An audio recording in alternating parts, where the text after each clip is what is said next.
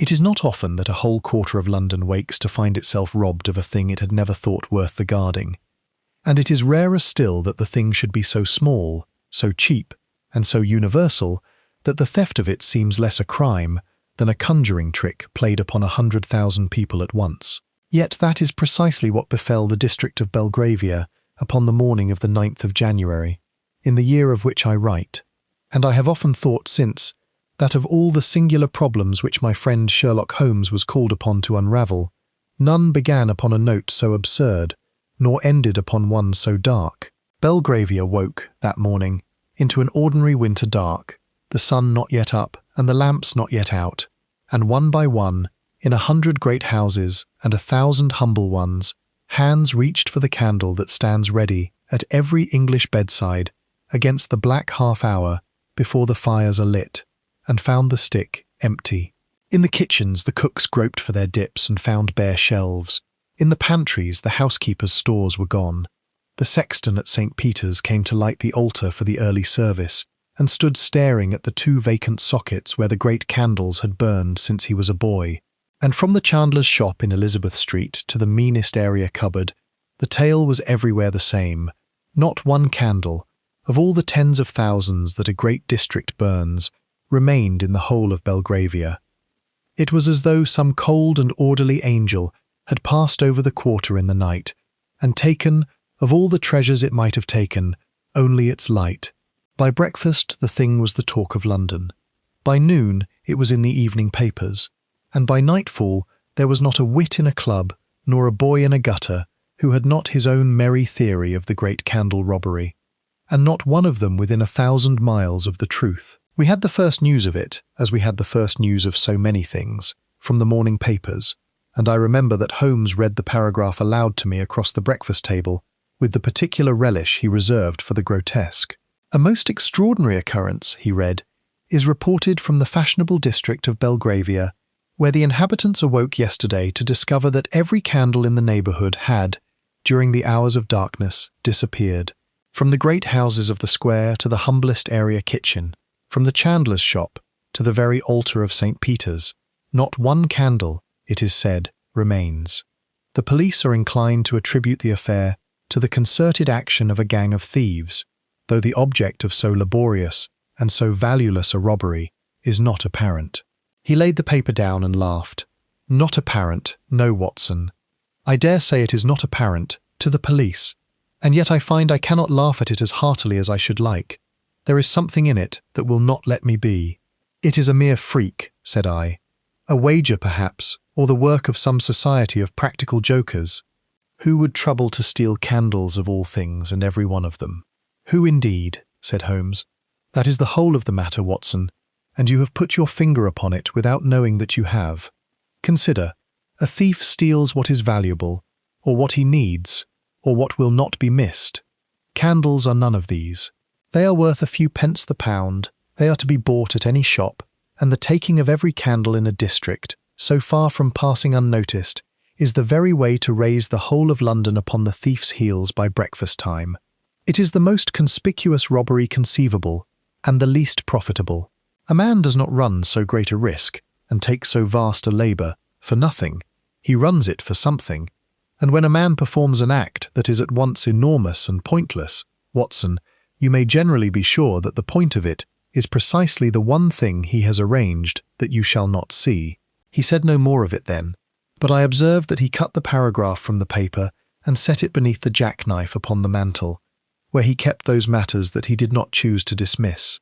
And I was not greatly surprised when, a little before noon, our bell rang, and Mrs. Hudson brought up the card of a young lady who begged, in a hand not wholly steady, the favour of a few minutes of Mr. Holmes's time. She was shown up, a slight dark girl of perhaps 22, plainly and neatly dressed in a manner that spoke of respectability rather than wealth, with a pale, resolute face and a pair of dark eyes reddened at the rims by weeping, or by want of sleep, or by both. She stood a moment in the doorway, as one who has come to the end of a long journey and is not sure of her welcome. "You are Mr. Holmes? I am Charlotte Fenn. My father is Absalom Fenn, the chandler, of Elizabeth Street. Was the chandler, I should say. for I do not think he will ever stand behind his counter again." Her voice trembled and steadied. "They are saying that he did it, Mr. Holmes, that he stole the candles, his own candles and all the rest. And it is killing him. He has not risen from his chair since the constable came.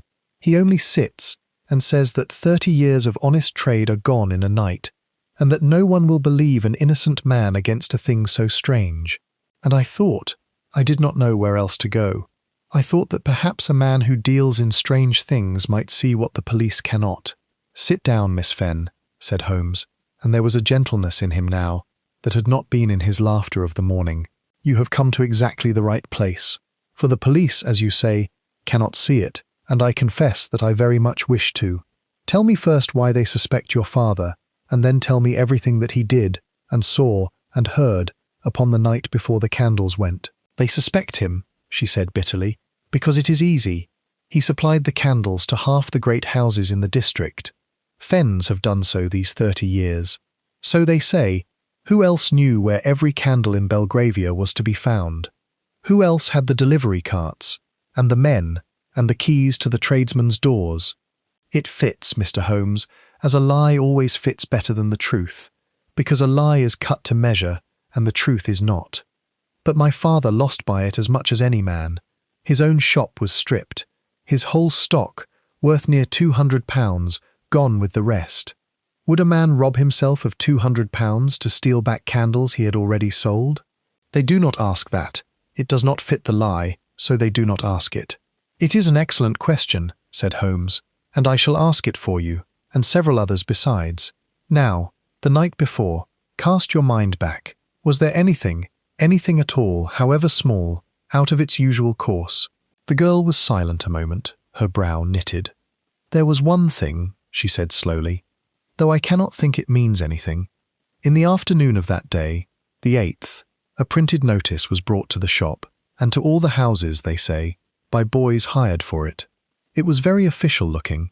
It bore the arms of the parish, and it said that owing to a discovery of poisonous matter, tallow that had been adulterated at the works, all candles lately supplied in the district were to be surrendered that night to the collectors who would call, and would be replaced, free of charge, within the week. My father was troubled by it. He said he had heard of no such adulteration, and that the parish had no business meddling in the tallow trade.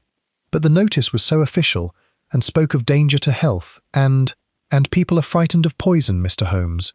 So when the men came round that evening with their handcarts, house after house gave up its candles at the door, believing they did a prudent thing. My father gave up his shop stock last of all, under protest, because the notice threatened penalties, and in the morning it was called a theft, and the notice was nowhere to be found, and the parish swore it had issued none, and my father, who had obeyed a forgery like everybody else, was the one man clever enough to have written it. That is the whole of it, sir. It is very stupid, but it has broken my father's heart. I confess that as she spoke I felt only a deepening of my bewilderment, but I had watched Holmes's face during her recital, and I had seen come into it that stillness, that sudden arrested keenness, which in him was the sign not of confusion, but of its opposite. He sat forward now, his elbows upon his knees, his eyes very bright. "Miss Fenn," said he, "you have just told me the most illuminating thing I have heard this many a day, and you have told it me under the impression that it was stupid. It is not stupid. It is, on the contrary, extremely clever, the cleverest single stroke in the whole affair, and the one that shows me the shape of the thing entire." He rose and took a turn about the room. "Do you not see? The candles were not stolen. That is the error into which the whole of London and the whole of Scotland Yard has fallen, and it is the error that was intended. A theft is a thing done against the will of the owner, in secret and by force. But these candles were not taken against anyone's will. They were given, freely, gratefully, at the front door, by their owner's own hands, to men who had only to hold out a handcart and a forged notice. It is not a robbery at all, Miss Fenn. It is a surrender, and that changes everything. For a man who can persuade a whole district to hand him its candles with a smile has no need of keys or carts of his own, or 30 years' knowledge of the trade. He has need only of a printing press, a little brazen assurance, and one very particular reason for wanting the candles gone." "But what reason?" cried the girl. "That is the madness of it. What can any man want with the candles?" "He does not want the candles," said Holmes quietly. "He never wanted the candles. Sit down again, Miss Fenn, and be comforted, for I begin to think your father is the safest man in Belgravia, being manifestly the only one with nothing to gain. A man who steals 100,000 candles wants none of them. He wants one. And he has taken the 100,000 for no other purpose in the world than to make sure that no one shall ever ask which one, or from whose house it came, or what it had lately been used for." When Miss Fenn had gone, a little heartened, I think, though she could not have said by what, for Holmes had told her nothing but that her father was innocent, which she had known already, my friend stood long at the window, looking down into the wet grey street, his hands thrust deep in his pockets. We were interrupted, before he could speak, by a heavy tread upon the stair, and there was shown up to us Inspector Lestrade, brisk and sallow, and manifestly well pleased with himself, rubbing his cold hands and casting about the room the sharp proprietary glance of a man who has come to share a triumph rather than to seek assistance. "I thought I'd look in, Mr. Holmes," said he, "this Belgravia business being rather in your line of the outlandish, and it occurring to me that you might be scratching your head over it as half London is. I don't mind telling you we've had our own difficulty with it down at the yard. It's an odd one, I grant you that. But I fancy we've come out at the right door at last. You'll have seen the papers." "I have seen the papers," said Holmes gravely. "Pray sit down, Lestrade, and tell me at what door you have come out. I am always instructed by the yard's conclusions." "Well," said Lestrade, settling himself and laying a finger against his nose, "it stood to reason from the first that a job of that size wanted organising. Every candle in a district don't walk out of their own accord. You want carts, you want men, you want to know beforehand which houses to call at and what to say at the door. Now who, I asked myself, has all that at his fingers' ends in Belgravia? Who has the carts and the delivery men and knows every kitchen and area from the square to the mews? Why, the chandler, Mr. Holmes, the man that supplied 'em, Fenn of Elizabeth Street. It's his carts, his rounds, his trade. And when I went to look into him, what do I find but that his own shop was cleared out along with the rest, which he'll tell you proves his innocence, but which I tell you is the very thing a downy old bird would do to cover himself. Rob your own shop last and loudest, and cry the loudest after. It's an old dodge, Mr. Holmes, and a good one, and it very near served him. It is certainly what one would expect," said Holmes, "of a very clever man." "Ah," said Lestrade with satisfaction, "then you're with me." "I did not say so. I said it is what one would expect of a very clever man. Tell me, Lestrade, is Absalom Fenn a very clever man?" The inspector hesitated. "He's a chandler," he said. "He's been at it 30 years. He's sharp enough in his trade, I dare say." "He is a plain, elderly tradesman," said Holmes, "who has sat behind the same counter for 3 decades, and who, upon being suspected of this business, has taken not to flight, nor to a lawyer, nor to any of the 1,000 shifts of a guilty and a resourceful man, but to his chair, from which his daughter tells me he has scarcely risen, repeating that 30 years of honesty are gone, and that no one will believe him. Does that strike you, Lestrade, as the demeanour of the mastermind who forged a parish notice, deceived a whole district, and carried off its candles in a single night beneath the noses of the police? Or does it strike you, rather, as the demeanour of a stupid and an honest man who has been struck down by a calamity he cannot even comprehend?" "Guilt takes men different ways," said Lestrade stoutly, though with less assurance than before. "It does, but cleverness, Lestrade, does not, and this was a clever crime, clever past anything your chandler ever did or dreamed in his life. You have fixed upon Fenn for the one reason that he is the only man who obviously could have done it. I put it to you that he is, for that very reason, the one man who certainly did not, for the true author of this business has taken the most extraordinary pains to be exactly the man whom nobody would obviously suspect, and he will have watched with the greatest satisfaction while you fastened upon the poor chandler whose trade lay ready to his hand. You are doing, Inspector, precisely what you were meant to do. I would not, if I were you, hang a man for it." Lestrade rose, a little nettled, a little shaken. "You always did like to make a mystery deeper than it is, Mr. Holmes," said he. The candles were took. Somebody took 'em. And the only man in Belgravia with the means to take 'em is Fenn. I'll follow my own nose, thank you, and I fancy it'll bring me home." And he took his leave. But I noticed that he went less jauntily than he had come, and that at the door he paused, as though half-minded to ask something further, and then thought better of it, and went. "He will arrest that unhappy man within the week," said Holmes when the door had closed, "unless I can give him a better in his place. And that, Watson, is now a race.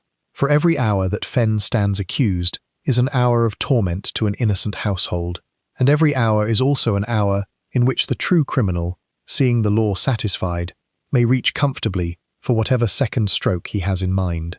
He turned from the window. "You follow me thus far?" "I follow that the candles were given, not stolen," said I, "and that the giver wanted one candle among them, but I do not see how you can be so sure of even that, upon so little." He turned, and there was a flash of the old impatience in him, though it was not unkindly. "My dear fellow, it is not little. It is a very great deal, if one will only read it. Attend. What is the one quality shared by every candle in Belgravia, and by nothing else in the world? It is that it is indistinguishable from every other candle in Belgravia. Fenn's candles, and the candles of a dozen other chandlers, are cast in the same moulds, of the same tallow or the same wax, to the same weights. One candle is precisely as good as another. You cannot tell them apart. You would never, having 100 of them, remember from which shop or which shelf a given one had come. Now, suppose that a man had, in his possession, or in a place he could not fully control, a single candle that he needed above all things to make disappear, a candle that, if it were ever examined, would hang him. How is he to get rid of it? He cannot simply take it if it lies where its absence would be marked. He cannot burn it if he does not command the room it stands in. But he can do this. He can arrange that every candle in the district shall vanish on the same night, so that the vanishing of his one candle is lost in the vanishing of all the rest, as a single drop is lost in the emptying of a bucket. No one will ever say, "Ah, but from this house one candle is gone," when from every house all the candles are gone. He has hidden his single guilty tree, Watson, by carrying off the entire forest. It is audacious. It is, in its way, magnificent.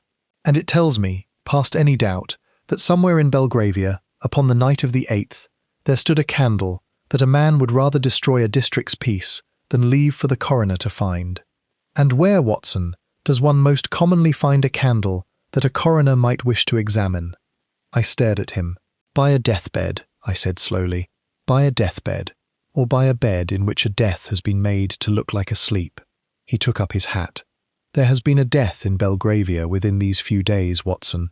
A quiet death, a respectable death, a death that troubled no one and made no noise, for the noise was all reserved for the candles. I do not yet know whose it was, but I mean to know before I dine, and I fancy that when I have found my quiet dead man, I shall have found also the true reason why 100,000 candles were carried out of Belgravia in the dark. It was not difficult to find. A man of Holmes's resources had only to make certain inquiries at the registrars and among the undertakers, and by tea-time we were in possession of the fact that upon the night of the 7th, that is, the night before the candles went, Sir Marcus Hale, of Chesham Place, a gentleman of great wealth and no great reputation for the getting of it, had died in his sleep, of what his physician had certified as failure of the heart, and that he had been found in the morning by his valet, lying peacefully in his bed, with a candle guttered out to its socket upon the table at his side. "A candle burnt to its socket," said Holmes, as we drove toward Chesham Place through the early dark. "Note it, Watson. A man who falls asleep and does not wake leaves his candle burning. It gutters out of itself in an hour or two, and leaves a stub. But a candle burnt clean down to the socket has burned the whole night through.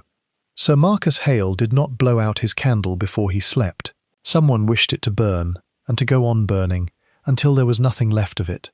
I should very much like to know why, and I should like still more to see the room in which he died, though I have small hope that it will tell me much, a week and 100 dustings later.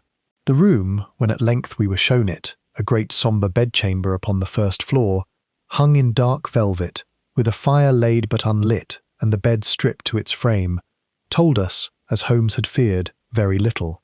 And yet I observed that he went over it with the same minute and tireless care that he would have given to a scene an hour old, kneeling at the hearth, examining the window sashes and the set of the heavy curtains, and lingering longest of all at the small table by the bedhead, upon which he laid his hand as though he could still feel there the ghost of the vanished candlestick. "The window has not been opened in months," he said, half to himself. "It is painted fast. The chimney draws poorly. Observe the staining. The curtains are close and heavy. The door is close-fitting, and there is a draught excluder of sausage cloth laid ready along its foot. It is as snug a box as I ever saw, a room, Watson, in which the air, once fouled, would foul and stay fouled the night through, with no honest current to sweeten it." He rose from beside the bed. "It would need very little, in such a room, to turn a night's sleep into a longer one, very little indeed. And whatever it was, it went up the poor chimney with the smoke, or lingered and dispersed with the morning, and left behind it only a dead man and a burnt-out candle, and a household that suspected nothing. I have seen many a room that cried murder, Watson. This one whispers it, but it whispers to an attentive ear unmistakably." We had, before we left, the valet's own account of the finding, which Holmes drew from him with great gentleness, and it added but one touch, though a telling one. The man had thought it strange, he said, that the master's window and curtains were so very close that morning, and the room so heavy and so foul with the smell of burnt tallow, for the master commonly liked a chink of air, even in the bitterest weather. But he had thought no more of it than that. Grief and confusion, driving all such trifles out of a man's head. Holmes thanked him, and gave him half a sovereign, and said nothing, but as we went down the stair he murmured to me, "A man who likes a chink of air, Watson, and is found in a room sealed like a strong-box. Someone closed that window and laid that draught-cloth. After the master was abed, and before the candle had done its work. It was not the master, and it was not the valet, or he would not have remarked it.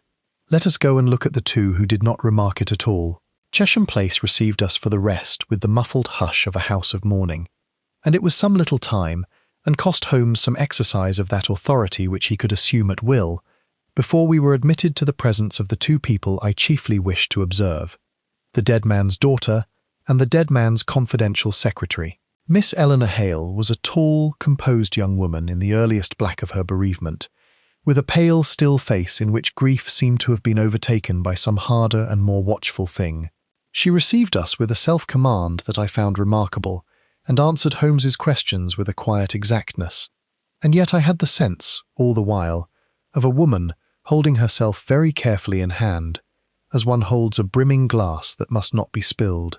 The secretary was another matter. Mr. Stephen Varden was a man of perhaps 35, spare, quiet and self-effacing, with a smooth, pale face, a low, pleasant voice, and the noiseless, anticipating manner of the perfect confidential servant, who is everywhere in a great house and nowhere to be seen. He had been 6 years in Sir Marcus's service, he told us. He had managed his correspondence, his investments, his charities. He had, in a word, been the hand that did what Sir Marcus's own hand was too great or too idle to do.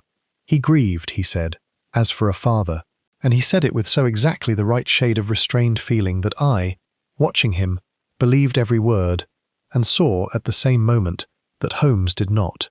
It was some little while before I understood what it was in the man that had set my friend's attention so quietly and so fixedly upon him, and when I understood it, it was through the very quality that should most have disarmed suspicion. It was his calm. The daughter grieved and held herself hard against her grief, and one saw the effort of it, the brimming glass held level. But the secretary did not hold himself against anything, for there was nothing in him to hold. His sorrow sat upon him smooth and untroubled as a well-fitted glove. His hands, as he spoke of the master he had loved and lost, were as still as a sleeping child's. And it came to me, watching those quiet hands, that I had seen grief of every kind in my professional years, the loud and the silent, the true and the affected, but that I had never seen it wear quite that face, the face of a man who has already done all his grieving, long ago, and in another cause, and has none left to do. "You were the last to see him living, Mr. Varden, I think," said Holmes. "I had that sad honour, sir. I brought him his papers to sign at 10, as was our custom, and left him a little after, reading in his bed. He was in his usual health and his usual spirits, which were never very high. I could not have dreamed. He let the sentence fall, with precisely the right small gesture of the hands. And you lit his candle for him. There was the very slightest pause, so slight that I think none but Holmes and I remarked it, and I only because I had learned to watch for such things. I set a fresh candle in his stick, sir, yes, as I did each night. He liked to read himself to sleep. It was a small service, and I had done it 1,000 times. A fresh candle, said Holmes. From the household store, of course. From the store, yes. Which was afterwards surrendered, with all the rest, to the collectors on the following night. So I understand, sir, a most unaccountable business. Though I confess, said Mr. Varden, with a faint, sad smile, that in the midst of our own trouble here, the loss of a few candles seemed to us a small matter, and we gave them up like everyone else without much heeding it. Naturally, said Holmes, in the midst of a death, who would heed a candle? And he passed to other things, but I saw that he had marked that answer and laid it by. We learned little more that would bear repeating. Sir Marcus had been, it appeared, a hard man, and a solitary one. He had made a great fortune in ways that his daughter did not care to discuss, and his secretary was too discreet to name. He had few friends, and no near relations save Miss Eleanor, to whom, with certain bequests, the whole of his fortune now passed. Of the bequests, the largest by far, a sum of some £10,000, was to his faithful secretary, Mr. Varden, in recognition of 6 years' devoted service. Mr. Varden received the mention of it with a decent, deprecating sorrow, as a man to whom money was as nothing beside the loss of a beloved master. It was as we were leaving that the one strange note was struck. Miss Hale came with us to the head of the great staircase, and there, for a moment, under pretence of giving Holmes some direction as to a message, she stood very close to him and spoke low and quick, so that the hovering secretary, a dozen feet behind, could not hear. "Mr. Holmes, I do not know why you have truly come, but you are not a man who calls upon a house of mourning about a matter of candles. If you have any thought at all, that my father did not die as they say he died, I beg you will not leave this to the police. Come to me, only to me." Her hand closed for an instant upon his sleeve, hard. "I am not so foolish as I am obliged to seem in this house. And I am not, I think, so safe." And then she stepped back, and was the composed and grieving daughter once more, and bade us a colourless good evening, and the secretary bowed us out into the night with his soft, unfailing courtesy, and stood in the lighted doorway, a slight dark figure against the glow, watching our cab until the turn of the street took us from his sight. "Well, Watson," said Holmes when we were rattling homeward, "and what did you make of the household of the late Sir Marcus Hale?" "I made a very devoted secretary," said I, "and a very frightened daughter. And I could not help remarking that the devoted secretary comes into £10,000 by the death, which is a consideration that has hanged many a man." "It has, and it is exactly the consideration that will not hang this one." Holmes leaned back into the shadow of the cab. "Reflect, Watson. If Mr. Varden murdered his master for £10,000, why the candles? A poisoner who has contrived a death that passes for heart failure has succeeded. He has nothing to fear. The certificate is signed. The man is buried. The money is his. He does not then, upon the following night, convulse the entire district with the most conspicuous and inexplicable robbery of the century, drawing every eye in London to the very neighbourhood in which his safe crime lies buried. It would be the act of a madman. No, the candles are not the act of a man covering a murder he has got away with. They are the act of a man who knows that his murder is not safe, that there remains, somewhere, one piece of evidence that can still destroy him, and that he cannot reach or remove by any ordinary means. The candle by Sir Marcus's bed, Watson. That is the thing. That is the guilty candle that all the innocent candles of Belgravia were carried off to hide. And if I could lay my hand upon it, but it is ash by now, or ash and worse. He has had a week to see to that. Then how will you ever prove it? "I do not yet know that I can prove it," said Holmes, and his voice in the darkness was grim. "I know how it was done, or I begin to. I do not yet know enough to hang the man who did it, and until I do, I shall say nothing, and do nothing, and let Mr. Stephen Varden believe himself as safe as he wishes to believe himself." That is the one advantage I hold, Watson, and I will not throw it away by moving an hour too soon. A man who thinks he is unsuspected is careless. A man who knows he is suspected is careful, and a careful murderer is very hard to take. Varden must go on believing that Sherlock Holmes came to Chesham Place about a matter of candles and went away no wiser. Let him believe it. It will not be true for very long. I have observed before, in setting down these records, that the periods of Holmes's greatest apparent inactivity were often those of his most intense secret labour, and so it proved now. For 2 days he scarcely spoke of the case at all, yet he was far from idle.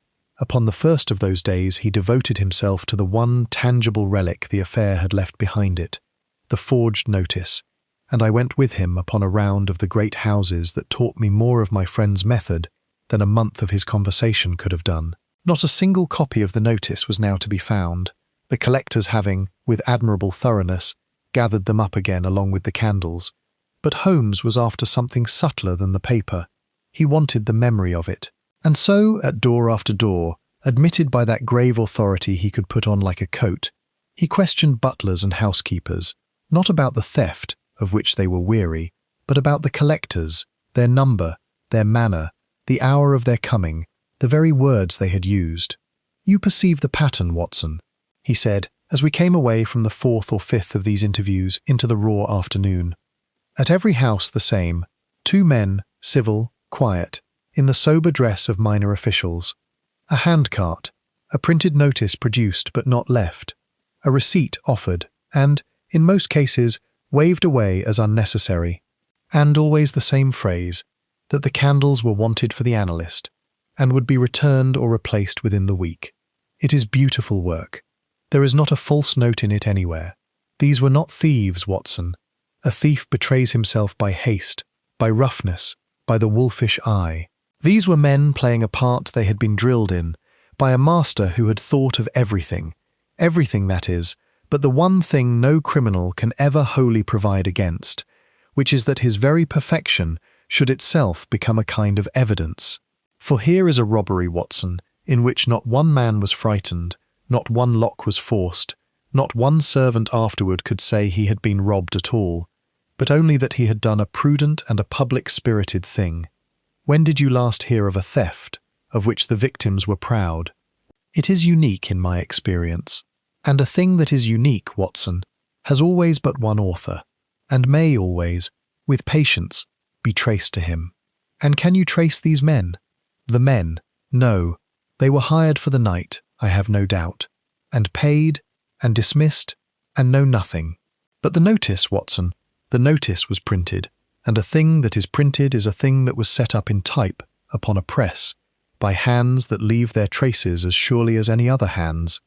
I have 3 men making inquiry among the small jobbing printers of the poorer districts, upon the chance that our man did his own work or trusted it to some obscure shop. It is a slender chance, but it is a thread, and I have hanged men upon threads before now. He was silent a space.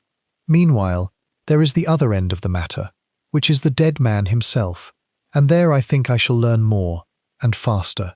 For a man does not empty a district to hide a candle unless the candle can hang him, and a candle cannot hang a man unless the death it lit was murder, and a murder, Watson, however quiet, has always a reason, and the reason is always to be found in the life of the man who died. I shall spend tomorrow, I think, in learning who Sir Marcus Hale was, and whom in his long and prosperous wickedness he may have wronged past forgiveness. The candles will wait. It is the old buried wrong that I am after now. And upon that second day he was much out of the house, upon errands he did not explain. He spent the better part of one morning, I afterward learned, among the records of a certain provincial town in the north, and he returned from that expedition with a look upon his face that I had learned to associate with the moment when a long and patient reasoning comes at last to its confirmation, a look not of triumph, but of a kind of settled sadness. "I have found my man's name, Watson," he said that evening, "his real one. It is not Varden." "Not Varden. Varden is the name he took when he entered Sir Marcus Hale's service, 6 years ago. His name before that was Stephen Marrable.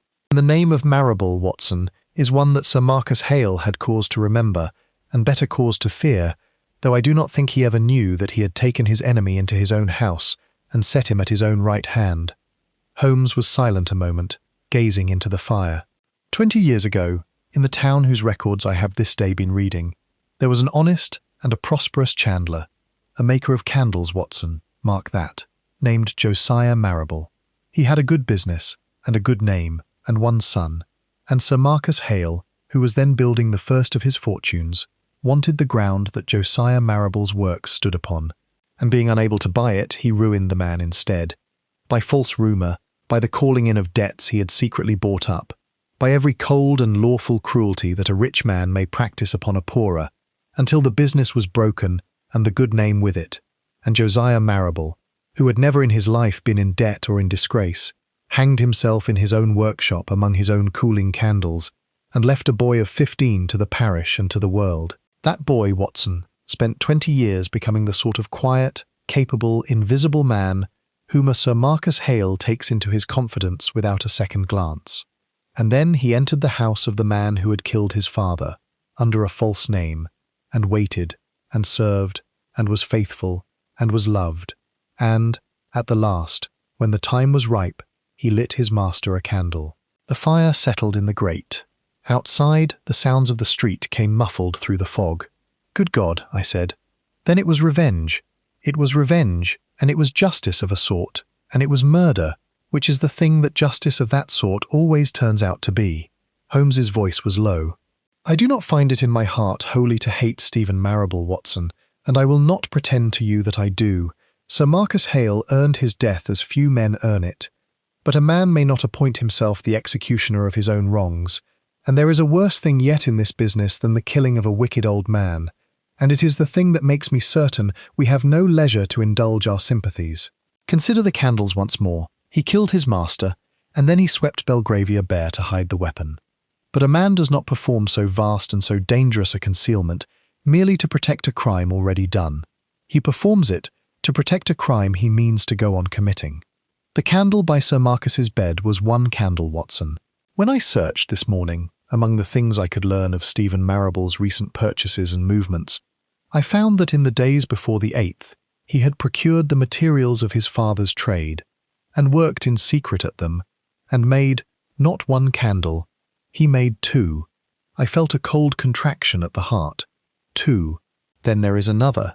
There is another, said Holmes, and it is not yet lit. He has swept the district of candles so that, when the second one is needed, a fresh candle from a fresh supply, for the shops are stocked again now, and no one thinks twice of a new candle in a house where all the old ones were lost, shall carry no history and rouse no question. And I think, Watson, that I know for whom the second candle is intended. You heard her upon the stair. I am not so foolish as I am obliged to seem, and I am not, I think, so safe. Eleanor Hale has found something, her father's papers it may be, or some proof of the secretary's true name, and she has let him see, or half see, that she knows it. She is a brave and a reckless young woman, and she has signed her own death warrant with her courage, and it wants only a quiet night and a fresh candle to execute it. We are not now investigating a murder, Watson. We are racing one. I shall not soon forget the days that followed, in which Holmes laid his snare with a patience that was itself a kind of agony to me, who knew that a girl's life hung upon the timing of it, for he would not move openly. To arrest Stephen Marrable upon what he had, a false name, a dead father, 2 candles bought and 1 death cheaply explained, was, he said, to secure nothing but the man's acquittal and the girl's death at some later and less guarded hour. You do not like it, Watson, he said to me upon the second of those days, reading my face, as he so often did, before I had framed the objection. You are thinking that I make a decoy of a living woman and stake her upon the turn of a murderer's whim, and sit here in Baker Street the while. It is a fair thought, and I have had it myself, and it has cost me the 2 nights' sleep you have doubtless remarked. But weigh the alternatives, for I have weighed them till my head aches. I may go to Lestrade today with all I know, and Lestrade will arrest Marrable, and a jury will acquit him within the hour. For what have we? That his father was ill-used by the dead man 20 years ago is no crime in the sun. That he took another name is the affair of 100 honest men. That he bought materials of his father's trade is the most natural thing in the world for a chandler's son, and that a rich old man died in his sleep of a weak heart, with his own doctor's name upon the certificate. There is not a court in England would call it murder upon my say-so, with the one candle that might have proved it long since burned to nothing. I should have shown Marrable my whole hand, and gained nothing, and he would walk out of the dock a free and a warned man, and finish at his leisure what he has begun. No, Watson, there is but one way to take a poisoner, and it is to take him with the poison in his hand. I must let him come to the very edge of the second murder, and catch him upon it. It is a hard thing to do with another's life for the stake, but it is a harder thing, and a worse, to leave that girl to be killed at some hour of his choosing, when we have ceased to watch. I have told her the whole of it. She is braver than either of us. She asked me but one question, Watson. When she understood what I proposed, she asked whether, if she played her part and it went wrong, I would see that the truth of her father's death was known. She did not ask whether she would be safe. I have staked a good deal in my time, but I never before staked anything I valued more, nor upon a finer nerve. What arrangements he made with Miss Eleanor Hale, I did not then fully know, though I learned afterward that he had contrived, through a note conveyed by a hand Marrable could not suspect, to warn her, and to instruct her, and to turn that brave and desperate girl from a victim into the bait of his own trap, a thing she consented to, he told me, without a tremor, saying only that she would rather be the hook than the worm. He set the boy Wiggins and 2 of his irregulars to watch the house in Chesham Place, turn and turn about, day and night, with word to be brought to Baker Street the instant the household's ordinary course should alter, and he waited upon the one thing he could not hasten, the murderer's own choice of the hour. It came upon the 4th night, and it came, as such things do, by way of the commonplace. A note was brought to Baker Street a little after 9, grimy and ill-spelt, in the hand of one of Holmes's ragged sentinels. Miss Hale was to sup that evening, alone with Mr. Varden, the other servants being given leave to attend a wedding in the family of the cook, and Mr. Varden had been observed, that afternoon, to carry up to Miss Hale's own room, with his own hands, a branch of fresh candles. Holmes was upon his feet before I had finished reading it over his shoulder. "Tonight," he said, "he has cleared the house of witnesses under a kindly pretext, and he has set his candles in her room with his own hand. He means her to light one and to sleep, and never to wake, as her father did not wake, and in the morning there will be a grieving secretary and a second failure of the heart in an unlucky family, and a fresh candle burned honestly to its socket, and not one soul in England to say otherwise. Your revolver, Watson, and pray to whatever God you honour that the cab is quick, for we are running now against a flame, and I do not know how far it has burned." The drive to Chesham Place, through a night gone thick and yellow with fog, was the longest I remember. Holmes sat rigid and silent at my side, his chin sunk upon his breast, and only the ceaseless tapping of his gloved fingers upon his knee betrayed the tension that consumed him. Once he said, half to himself, "If I have reckoned the hour wrong," and did not finish it, and I understood that all his patient science had brought us, at the last, to a thing that no science could command, which was whether we should arrive before or after a girl put a match to a candle. He gave the servants leave for a wedding, he said suddenly, out of the dark. "You mark the delicacy of it, Watson, not sent them away. That would be remembered, questioned. Given them leave, kindly, for a family wedding, so that in the morning every one of them will say what a considerate gentleman Mr. Varden was, to think of it in the midst of the house's grief. He forgets nothing. He is building, even now, even tonight, the very testimony that shall clear him at the inquest he means there to be. And there is only one flaw in the whole of it, and the flaw is that he does not know that we are in this cab." He was silent a moment. "Faster, if the man can. There is a life at the end of this fog, and I do not choose to reach it a minute after it has gone out." We came down at the corner, that the cab wheels might not be heard, and went the last of the way on foot through the smothering fog, Holmes leading, swift and sure. The great house stood dark but for a single window high upon the first floor, in which a light burned soft and yellow behind the drawn blind, and at the sight of that gentle glow I felt the hair stir upon my neck, for I knew, and Holmes knew, what manner of candle might be burning behind it. The area door stood unlatched, the work, I did not doubt, of one of Holmes's irregulars, or of the girl herself, and we were within, and upon the dark stair, moving upward through a silence so complete that I could hear the small hiss of the fog against the windows and the beating of my own heart. Holmes went before me like a shadow.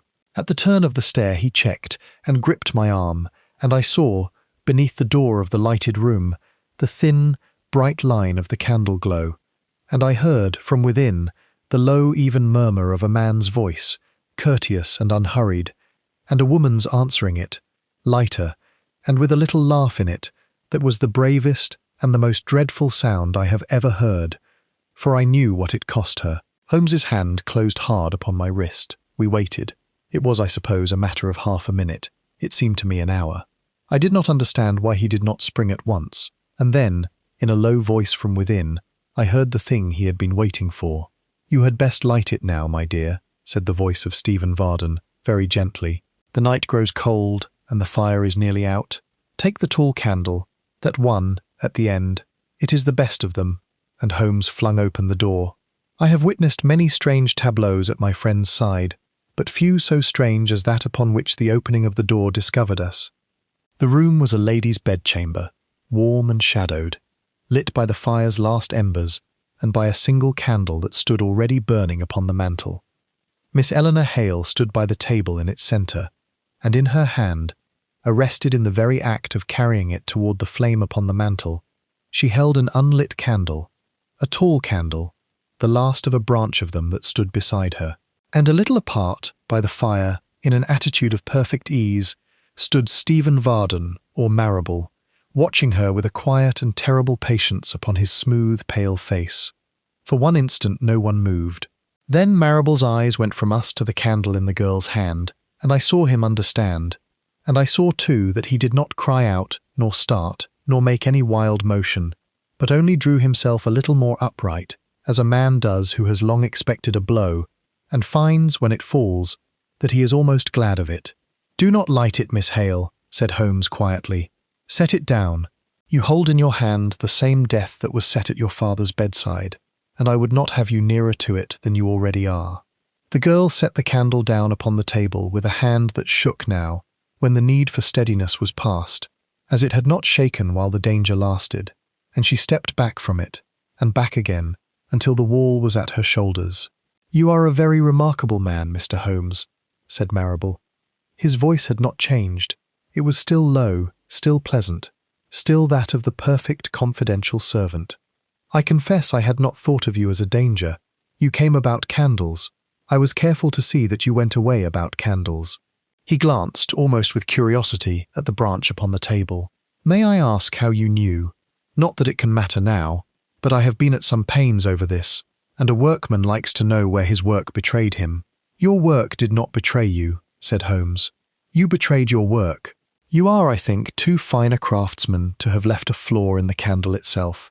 I have no doubt it would have done its office, upon Miss Hale tonight as upon Sir Marcus a week ago, and left nothing behind it but a stub of honest wax and a grieving heart in this house that was not honest at all.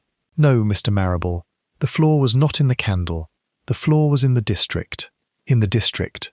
In the 100,000 candles you carried out of Belgravia to hide the one," said Holmes. "That was your masterpiece, and it was your ruin. For you reasoned, and it was good reasoning, that a single candle missing from a single house would cry aloud, while every candle missing from every house would be a mere marvel, a wonder for the newspapers, a thing without a meaning. And you were right in all of it but one particular, which is this, that a crime without a meaning is the very thing that most surely draws a certain kind of mind. Any competent thief, Mr. Marrable, I should have let alone. It was the sheer pointlessness of your theft that would not let me rest. For I have learned in a long life among the crimes of men that when a great and dangerous labour is undertaken to no apparent purpose, the purpose is always the one thing the labourer has hidden. I had only to ask myself what a man might so desperately need to hide that he would empty a district to do it. And there is only one thing a candle can be that a man would sweep a city to conceal, and that is a candle that has stood beside a murdered man. From the moment I understood that your theft was not a theft but a concealment, and I understood it, Mr. Marrable, within the hour, from the single fact that the candles had been given and not taken, the rest was but the patient following of a road whose end I already saw. Marrable was silent a moment. Then, to my astonishment, he inclined his head, with the grave courtesy of one craftsman, acknowledging the mastery of another. "Given, and not taken," he repeated softly. "Yes, that was the finest thing I did, and you saw through it first of all. I printed the notice myself. I have some skill at such things. It cost me £11 and a single night, and it emptied Belgravia into my handcarts with a smile and a thank you at every door. Something moved for the first time in the smooth, pale face. Not fear, but a kind of weary bitterness. It is a strange world, Mr. Holmes, in which a man may be undone by being too clever, and saved by being too stupid. Fenn the chandler, whom they took for it, honest, dull old Fenn, who could no more have imagined my scheme than flown. He was never in a moment's real danger from the law, because the law could not believe a stupid man capable of a clever crime. And I, who was capable of it, went free of suspicion for the very same reason, because no one looks for the cleverness of the crime in the quiet man who lights the candles.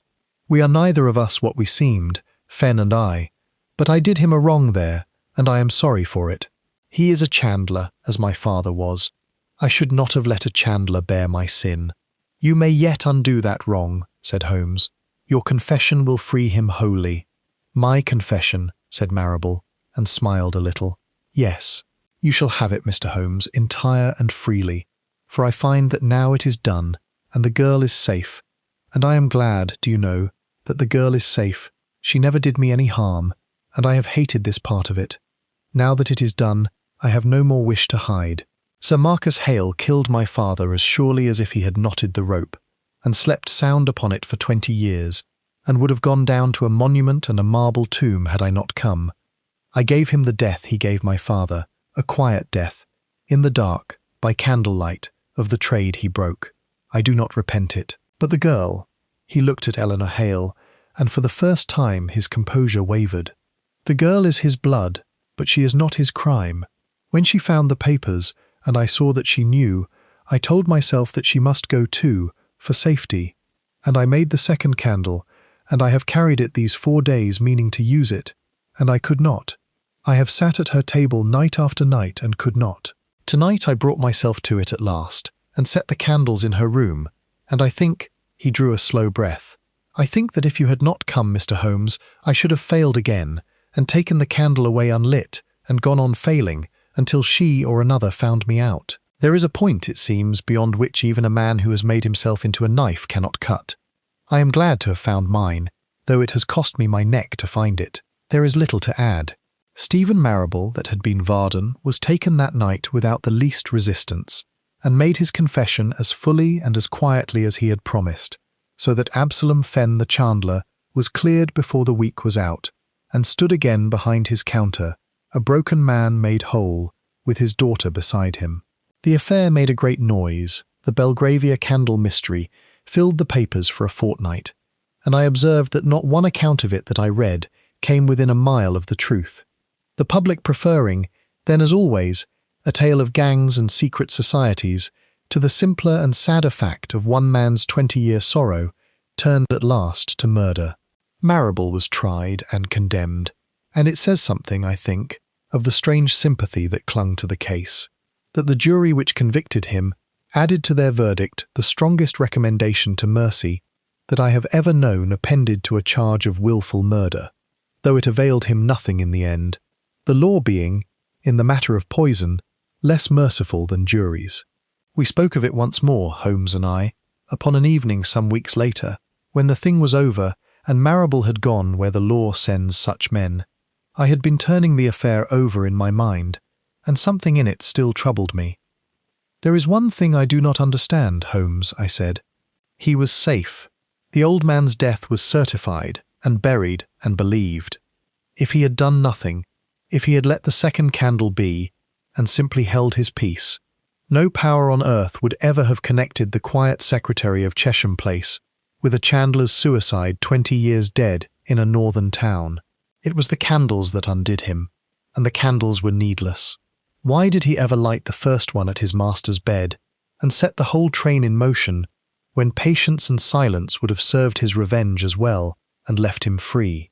Holmes was quiet for a time, watching the fire. "You ask why he did not simply wait and let the old man die in the course of nature," he said at last. "But that, Watson, was the one thing he could not do, for it was not the old man's death he wanted. It was his own hand in it.